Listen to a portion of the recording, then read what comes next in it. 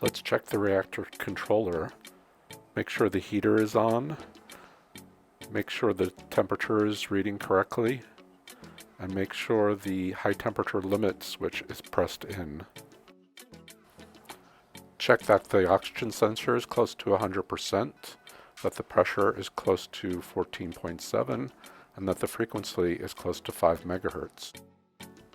Before each run, it is always a good idea, but not essential, to null the QCM capacitance. This is done with the crystal submerged in the fuel.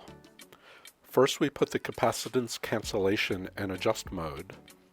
Then we adjust the dial until the capacitance is nulled, as shown by the two middle LEDs lighting.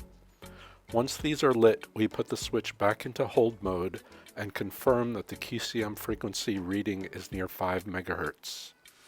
We can then lock the adjusting dial. Check that the pressure gauge is connected, the QCM oscillator, the thermocouple, and the oxygen sensor is connected and tight. Also make sure that the input and output valves are tightened. Also make sure the magnetic stirrer is on. Once the reactor is ready, we can start the data acquisition. We click on the arrow to start the LabVIEW program. It prompts us for a file name, typically ending in txt. You can see the blue blinking light that tells you that data acquisition has started, and the data string is being filled in the blue box, and the data is starting to be plotted in the other graphs. After a few minutes, the temperature has reached close to 50 degrees.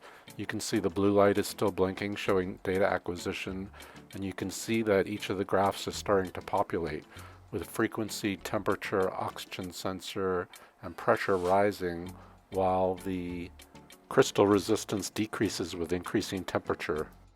We can also see the temperature controller is showing that the temperature has reached 48 degrees. Now it is further along in the run, and we can see the temperature has risen much more, and each of the plots is rising except for the crystal resistance.